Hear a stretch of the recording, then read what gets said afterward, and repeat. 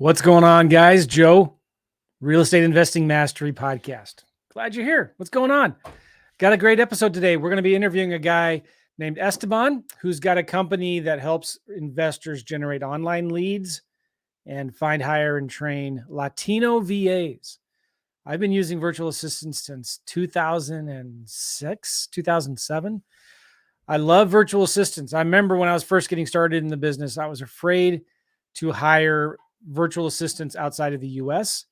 So I intentionally hired somebody from Indiana, I believe is what it was. And this VA did a lot of marketing for me. She was wonderful. She was great. She introduced me to some people. She even challenged some of the things that I did in my business and gave me some new ideas. But anyways, since then, I've been using virtual assistants for a long, long time. And I've been using a lot of virtual assistants from the Philippines. But here's something really cool here. I've been hearing a lot of people talk about Latino VAs and how productive, smart, efficient, effective they are. So we're going to be talking about that with Esteban. He's got a company called Hesel Media. I believe I pronounced that right. We'll find out in a minute or not. And so it's going to be a good episode. And we're going to be talking about lead generating activities that you could be doing right now in your business to generate new leads online. All right. So if you're interested, stay tuned. Now, I am broadcasting this out on the YouTubes and the Facebooks. So if you're watching us on Facebook and YouTube, say hi, subscribe to the channel, please. Leave a comment down below. I really want to know what you're doing and what you're thinking. As we're talking about these things, what are some questions that I didn't ask that I should have asked? You know, what are some things that you find as a big aha, that's a great point. I'd like to know your feedback and your thoughts, good and bad. Please share them in the Facebooks and YouTubes. All right. Also, if you haven't already, I want you to leave me a review. It used to be iTunes podcast was the biggest podcasting player, and it maybe still is, but Spotify is really close. You can't leave reviews in Spotify, I don't think. Maybe you can, I don't know. But I know you can in Apple Podcasts. So please leave me a review. Subscribe to this channel if you like it, okay? And then one more thing. I have this contract right here on a vacant land deal that I flipped with one of my boys. Actually, is it this one? No, it's this one here. This land contract, it's a contract for a vacant land deal that we flipped. I did with my son, who's now 18. He just had a 19-year-old, actually. He just had his 19th birthday the other day. This was a 5.0 acre property in Wilkes County, North Carolina. We made $11,224 on this deal. Would you like this contract? I'm going to give this to you for free if you go to simplelandcontract.com. Again, right there on the screen, or go, if you're listening to this in the audios, simplelandcontract.com. I'm going to give you this contract for free. And I'm actually going to give you a free little training in there as well to show you how to use that contract. With my two teenage sons, we netted over 150 something million dollars, about $151,000, not million. We netted about $151,000 on these deals that I did with my two teenage sons. And this is a strategy that is very easy. I love doing it. We still do houses, but I really love vacant land. And in fact, you can see my new t-shirt here. I just got this shirt. I've never been into t-shirts. And so I should probably hire, somebody to help me design more t-shirts, but it says Dirt Flipper.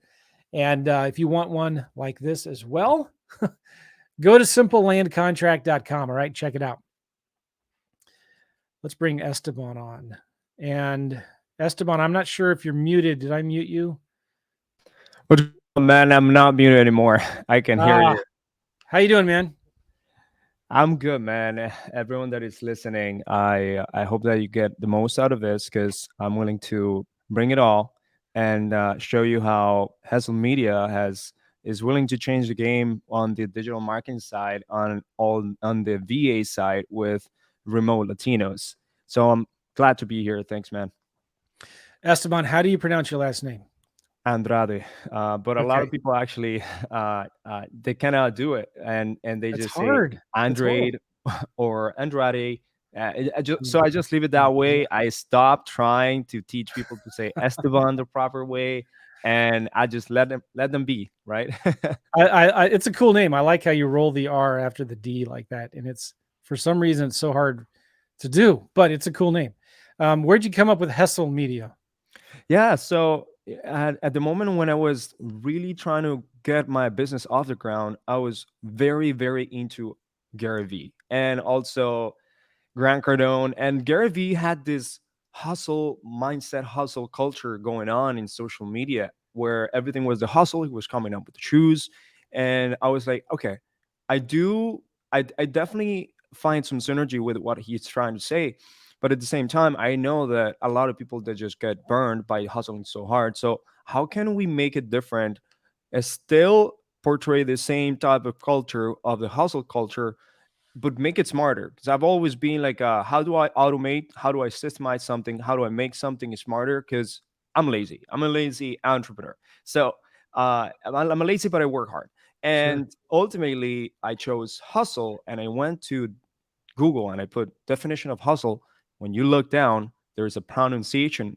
The way that you Ah, pronounce hustle is Hesel with inverted e's. really? So that's exactly how I came up with like, okay, perfect. No one has it, and I'm gonna take that name and Hesel Media. Started as an apparel. I was gonna make it like more of a motivational type of word and everything, but then it ended up being like the name of my business.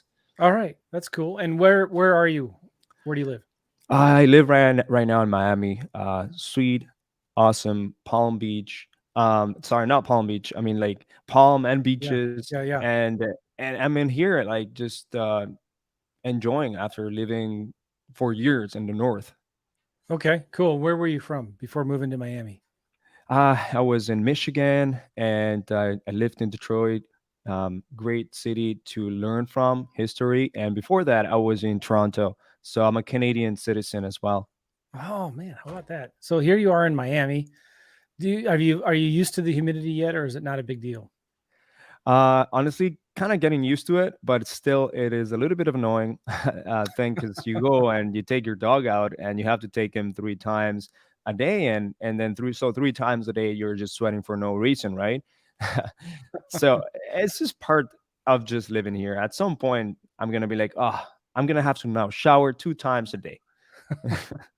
But All right, that's so talk about how'd you get started in real estate on Esteban?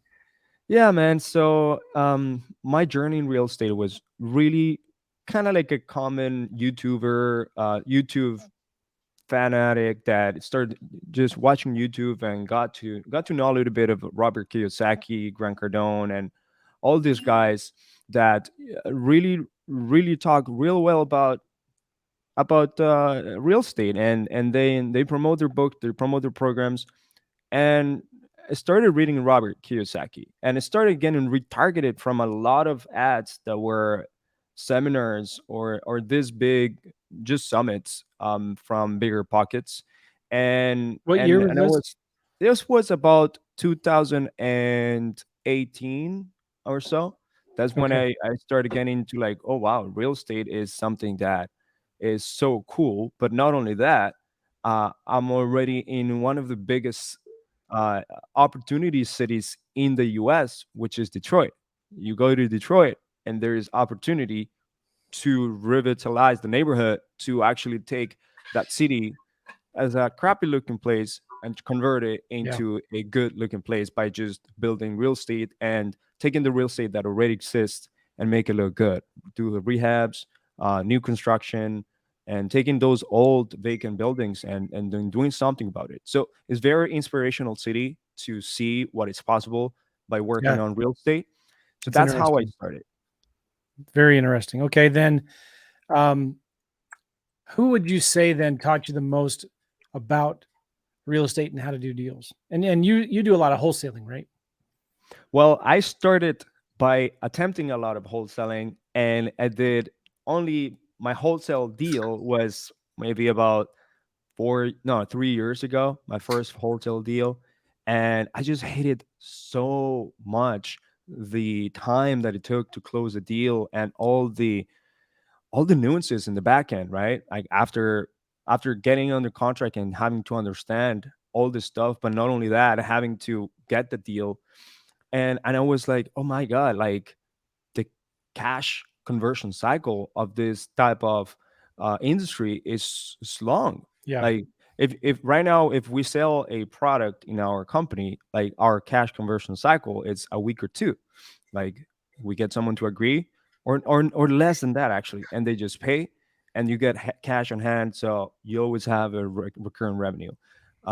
So I do mostly like buy and holds. I do mostly I get active into syndication. So for example, my last syndication that I did was with Pace on a 408 unit apartment in Charlotte that he did together. I partnered up with him, and um, getting to do Airbnbs, long term rentals. That's something that I'm very into. And no, not like the wholesale side where you have to really work on the back end, and it's a lot of groundwork. I prefer doing the agency side. Okay, so we'll talk about the agency side in a minute because that's really important. How to get online leads and how to get Latino VAs. So you've been doing houses for a few years. You what's your main source of income now? Is it syndicating bigger deals or doing single family still? So my biggest source of income right now is actually making other wholesalers and investors a lot of money Yeah, through marketing. Ended up being that my skill set grew really, really, really fast into learning how to market, yeah, really learning how to sell, and create systems around digital marketing. So we help our clients make a lot of money, and that's how we make our money, right? Like yeah. we have a consistent MRR, monthly revenue coming in through our marketing agency, and then we also have the VA company. Now, the real estate side, we take it more passively. We want to be able to get into the long term rentals, which brings us a good a good equity per year, but at the same time, it builds up that portfolio that we want to have. Yeah. And if an Airbnb comes in and it brings us 1,000 or $1,500, $2,000 a month on profit, that is also very well welcomed. But so far, the recurring it comes from the agency. Okay. This big apartment building you partnered with Pace on. Where did that come from? Where did you find that deal? Actually, that was Vina who found it.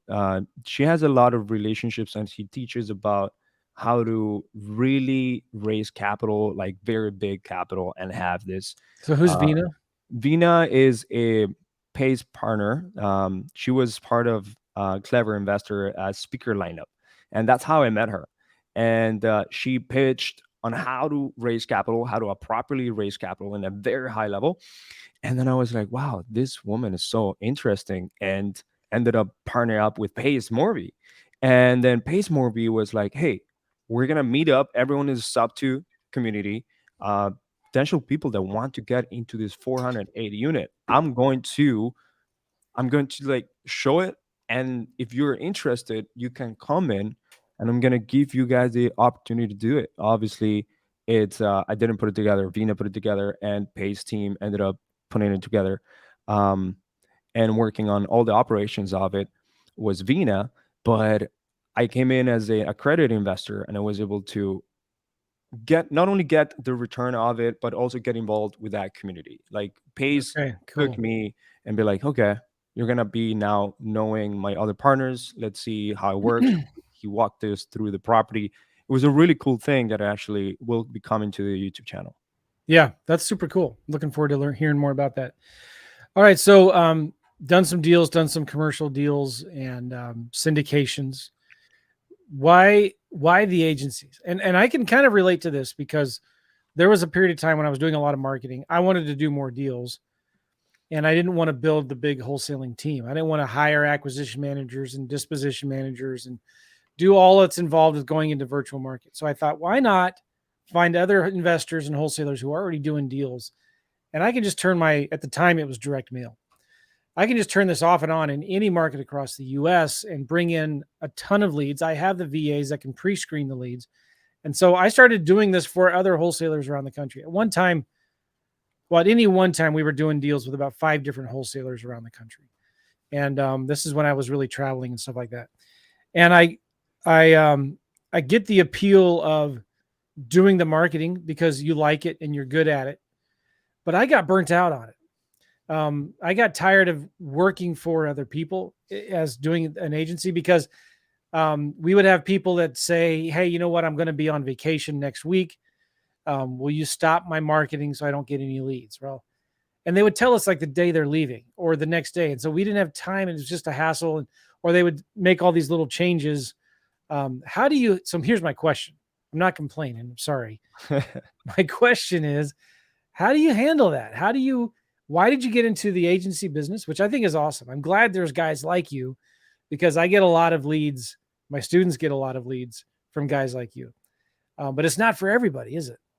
No.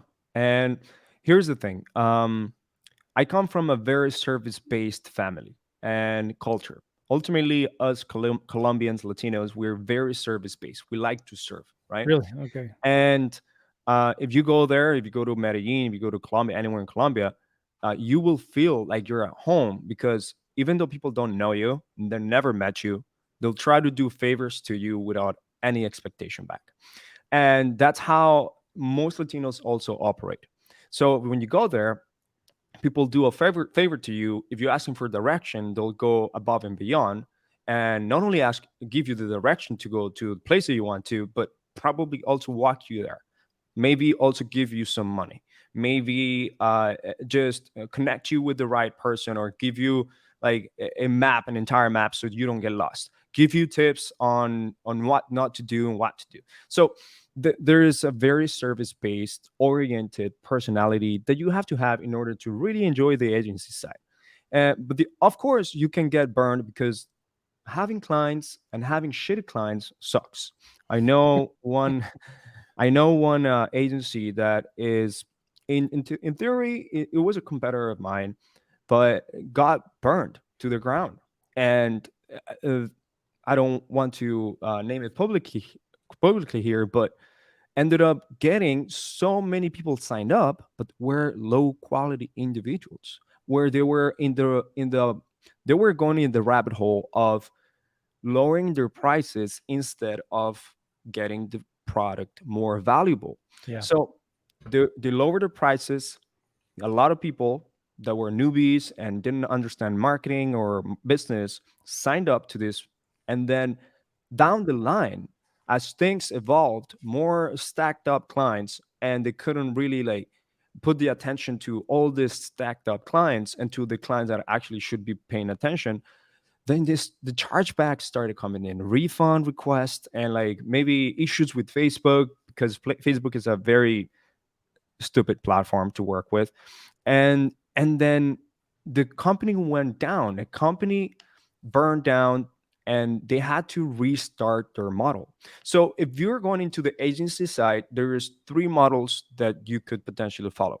One is the done for you model, which is very operational, high expenses, high operations. Let's call it 40% of margins to be healthy, 30% of margins to be healthy on a something like that. And you have to have the fulfillment, you have to have the customer success, customer management, you have to have the great operations in order to fulfill your clients' results and give them their need. But you also have to be able to have an accountability system, because people are, you're going to do something for them, but also they have to put their time and effort in their part. So in our case, we do marketing, we do great lead generation, great lead quality conversion, but they also have to be putting their part with lead management, with sales process, with being able to talk with the sellers and giving them a solution to whatever it is that the seller needs.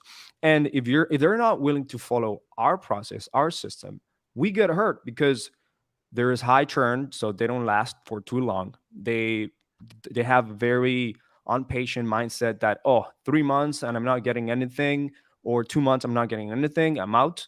When this is a long-term mindset, so you have to have a lot of these things in place. And so that's number one, done for you. The second one is done with you, where an agency that is done with you, you kind of give them a little bit, you just set them up in a little bit, and then you would also give them coaching and guidance and training along with whatever it is that you have them set up in the very beginning, with a great onboarding. And it's less operational, like you can have less people running that company, but you have to rely more on the being a coach, being a trainer, being a like, how do I guide my people to success instead of Sure. doing it for them. And Yeah. the third one is just to do it yourself, like a course creator or something like that. That's another model. It's a highly profitable, but at the same time, like you don't have control of their success because it's all to them. Sure. So Yeah. yeah, I mean, at the end, that the agency model is you have to choose which model you want to go to because each one is profitable. You can go to the done for you, done with you, or the do it yourself, and each one has its own thing that you have to be really good at. One is highly operational. The other one, you have to be able to combine operations with coaching and good training. And the other one is just like you just have to be able to create a great product and like hope Yeah. that people can stick to the product and do something about it. So which one do you prefer? Where do you lie in that? So we'd really like the done for you right now, obviously, because I have control of the success, more control of the success of my clients because I'm doing something real great. And I also understand really good the bottlenecks, challenges, and any holes that they have in their own business. So I'm very passionate about business. I'm able to solve these issues, such as me creating remotelatinos.com, which is the issue of not having the right people or the right leverage of tasks or just people and time so that they can grow, because we were sending so many good leads and people were getting suffocated with so many leads, appointments, live transfers, and not kind of like not being able to follow up, manage the pipeline properly. They get too busy. They're in this CEO mindset. They also have shiny object syndrome. They don't know how to follow up. So like they needed solutions. So I came up with the first solution that I came up with in my agency was giving them an automation and a platform so that they can follow up and manage their leads, right? We have Facebook ads and PPC leads coming in. The first solution that we give was a CRM platform and automation so that leads are followed up, at least with automation, with the slight touch of human AI. Okay. The second solution that I gave was the training in sales. So I brought in a trainer.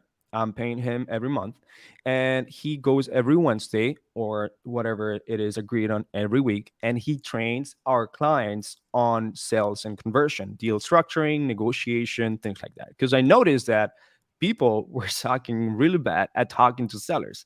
You would go at our client success managers or me would go into this and listen to their phone calls in the CRM, and they were just so bad. And that was like a case study that with the three partners in Michigan that taught us that you have to make sure that people are aligned with the mindset of that this is a marketing and sales organization. So we brought in this mindset into the clients. They get onboarded with this mindset. So if they think that they know how to close, well, think about it twice, because you probably deal you haven't dealt with any PPC lead, or you haven't dealt with any Facebook ad lead, and they're different. Even though they're coming in a little bit more with an intent, they're different. You have to still do your sales game. So we're training them. We're giving them great lessons, structured training are recorded, a membership site, and being able to just level them up. Our trainer right now is having even so many good reviews, and messages are being sent to him telling him, hey, for you, because of you, I got my fear of sales. I got my fear of sales out, and I'm able to close my first contracts, right? And because of Hesel Media of providing this value, I'm not only getting leads, but I'm also getting my sales, right? I'm getting my closings. So that's the second thing. The third thing, and this is still in progress, but we're doing it really well, is with remotelatinos.com. And that is having a way for our clients to uh, know that the next step of after you getting so many leads and you're still being in production, remove yourself from the production roles, from the operational roles, by employing people. You only leverage you can leverage people. You can leverage people to do tasks for you and to take your time that you really needed to do higher level things. So that's what we're doing. And there's different holds that we can do. So that's why I prefer done for you. I know it was a Yeah, that's long very answer, cool. but No, that's yeah. really enlightening because a lot of people out there are thinking about the same thing. We all have different skill sets. Some of you guys are really good listening to this podcast, are good at sales. Some of you are better at marketing. Some of you are good at neither sales nor marketing. You're just good at the administrative level and making sure everything running smoothly. You love creating SOPs or operating manuals, right? So we all Yeah. fall in these different places. And it's important to know what you're good at and what you're not good at. One of the things I remember, I think this was in 2012. Wow, 10 years ago. I was doing a bunch of deals on my own. And I was like, man, this is great. I want to do more. But so then I started hiring a team and I started building a team. I got an office, I had acquisition guys, I had assistants, secretary, not secretaries, you don't call them that anymore. But I had people working for me, right? And I found that even though I was doing more deals, I was still netting the same at the end of the day. I couldn't understand it. I started looking at like I'm doing more deals, making more money, but at the end of the day, my net is still the same. So I started thinking about, oh, I'd like to travel. And I started thinking about who is actually doing a lot of deals right now. And I started calling them, started working it backwards. And I heard one guy say, you should write a list of everything you have to do in a business or in a real estate transaction and ask yourself a simple question. How can I do none of this? And I started doing that, asking bigger, better questions. How can I do none of this stuff? And then I found out, all right, well, I could have my assistant do this marketing. I could have my VAs do this. I could take these pre-screened leads, give them to another investor to work with. And it really actually started working out well for me. Started outsourcing everything I could to somebody else. And we started averaging at the time 6, 7, 8 deals a month. And I was doing literally nothing because I was building the team around me and behind me that was doing all this work. So this is why it's important to think about these things. What are you good at? I knew I was good at marketing and generating leads. So getting those people in place to help with that is really important. Say hi to everybody. There you go. Those of you listening to the audio, Esteban is, I don't know, what do you call him? Doing a Instagram story. All right. So talk about Latino VAs. Why Latino VAs, not Filipino VAs? What have you found to be some of the benefits or the advantages to working with virtual assistants from South America? To me, it's very clear. And also, I'm a little bit biased. I'm Latino, right? Sure. However, I love my Filipino machines. Like, I have a few Filipinos, they're incredible. But there is one thing that I was always trying to find of my team. You always try to find few different things. Obviously, when you outsource or when you have a virtual assistant, when you have a team member, you want to have your time back. You want to have your tasks taken care of, right? So you want to leverage them for that, and you also want to have great costs. But at the same time, you also want them to be a great culture fit, and you also want them to really work in the same alignment as you in your company. So you want to you paint this North Star, you paint these core values, this mission, and they have to be able to be aligned in many ways. And I was thinking like, okay, how can I also have someone that is me passionate about helping others to work in my company? And and then I started realizing as well that so many clients, so many people are also calling homeowners that are speaking Spanish and they need help, or they live in bilingual states such as Texas, Arizona, Nevada. There's many bilingual people in New York, New Jersey, in Florida, right? You have California. There's many states in the US where being bilingual is just a plus, is an Yeah. opportunity to have the knowledge about other cultures from Mexico, Central America, and South America.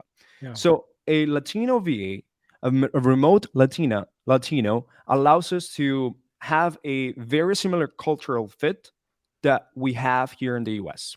In the US, we are very used to having the Mexican, the Colombian, the Venezuelan having their stores here, and we're very used to their accents. Also, we are very used to what they eat, what they like, but they are also very used to us. You have no idea how many people in Venezuela come to the US and they just come here, like whenever Venezuela was one of the best countries economically in South America, they just come to the US to do some shopping. It was power economy in back in the time. And so many people understand the US Hollywood and the US culture, the presidents, the history of the US, and they're so close. Imagine that a trip to go from Miami to Colombia, it's only 3 hours. It's about $150, $200 round Wow, trip. that's It's amazing. super, super close. People don't know this pretty well. And Mexico is right there, right next to the US, right? Yeah, And so these people have really adopted our culture. They understand the gringos, right? They understand what is really to live in the US and what Americans are expecting. And a lot of US companies have companies in there, like Amazon is there, Virgin Mobile is there, Uber is there, hiring at mass scale these Latinos. I'm just going to give you an example. Like there is a huge, huge office of Amazon, Uber, and all these other tech companies moving into Colombia, into Bogota, because they see the opportunity of lower cost, highly intelligent people, smart people, that they have bachelor's degree, that they have some sort of high level education. They either went and lived in the US, Canada, Australia, somewhere in England, and then came back to this country, to their country, because they wanted a high level education, paid all this money, made all this sacrifice, put the effort on learning the language because it's not first language on English, and ultimately now they're living back in their country trying to get a better raise because they know English. Like knowing English in Colombia makes you a better opportunity for any other company, right? So these people are going out of their way to be there, and not only that, they share same time zones, right? yeah, So you're not going to have, it's very easy to have your Filipinos that are, even though they're machines, to have their clock really like messed up and be like, I'm sorry, I was late, I took a nap, and I took it, it took me longer because obviously it's like 2 a.m., 3 a.m. while you're here cranking, right? yeah, And obviously, like the natural clock is not, it's not going to be the same. But someone in Colombia, someone in Mexico, someone in Argentina will have the same clock as you, will work the same hours as you, right? And I can go on off and off in like many different benefits of having a remote Latino, but think about this: work ethic and hard work culture. These people, as you know, you're very well known that when Mexicans come to US, when Colombians come to the US, the very first things that they actually want to go and do is either construction or cleaning companies, because it's the lower barrier of entry if they don't have like high level education. So they're already getting the first option to work hard, and right, like they work hard because they know they have to yeah, hustle. In our countries, they're so used to working every single week, even Saturdays. So they work 60-hour weeks. Like it's very, very easy. So there is that hard working mentality and culture already. And we can share, if you choose the right individual and filter to the right individual with the right skill sets. It's the same skill sets as here in the US, but it's just lower cost for this company, and you can also give them the opportunity to earn more money than for example, them working in a local company down there. And you give them the opportunity to also work remotely, right? So it's a win-win for them. Like it's an English speaking job where they're learning consistent English. They're always in the team. Like right now, we sign in with Slack, do our Zoom calls, and everyone is speaking English. That's it. So it's remotely. We pay them better. We can incentivize them with great bonus structures, and they can now start living like kings while While you attract great talent, right? Kings and queens, and then you attract great talent because you offered them higher salary than the regular, and you still saving for your startup. You're still saving a lot of money, and that money you can take into Yeah. marketing. You can take it into like trips with your people, Yeah. into getting masterminds, things like that. And another thing that I want to say is that Latinos, I don't know if this is true or not, but I do believe it. They're ranked the happiest people on earth. And I want to say like they're ranked the happiest people on earth because they're born into this culture where they are they're able to really enjoy the little things in life because they're born with like with very little, right? They're born with either lower level of, let's say, lifestyle or not too much. They have to go up their way because there is actual poor people down there. And for example, I came from a poor family. My parents were poor when they were young, and then they graduated. My dad started working for Coca-Cola. My mom started working for P&G and big companies, and then they leveled up. They upgraded their lifestyle, and so we come with this humility of like enjoying the very small things in life, right? So you're gonna be talking with people that are happy, or they're very happy, like genuinely happy, and want Yeah. to over deliver on your company. They want to really they care about your company as if it was their company. And this is something from experience. Trust That's me, really good. that's exactly how I thought about whenever I came into the into Canada or US.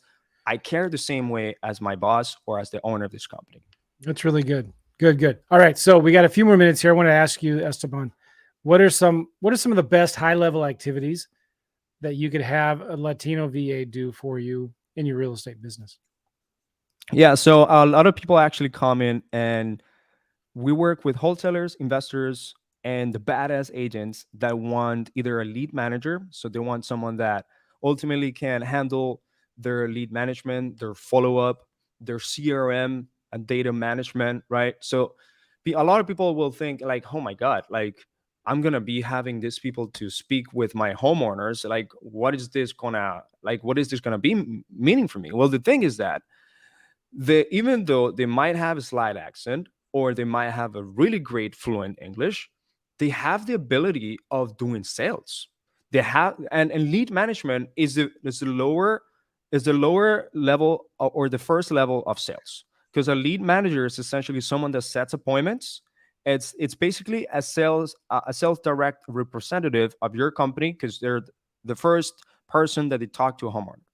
We can also have these people do executive assistant jobs, right? So people that are very organized, detail oriented, take your workload out, and just ultimately help you just stay on top of your agenda, and potentially help you interview others and do executive assistant tasks.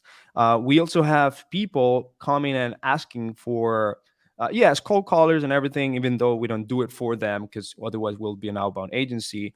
They hire cold callers. They ultimately also hire transactional coordinators, people that have the ability to do the entire transaction part or support on disposition. And the beautiful thing about this is that these people come in with such a great experience working in the US with English speaking abilities that you can train them to be a acquisition manager. So this is a process that we are figuring out right now with like sales coaches. But if you have a process where people understand and they know sales, they have the intuition of sales, they know how to talk to people, they're able to have these interpersonal skills, and they know sarcasm, they know how to joke around, they know how to connect with people, they know how to build rapport. You can teach them sales. So now you're teaching a VA to be a closer, and now it just turns out to be an acquisition manager. It just so happens that they live in South America or Central America or Mexico.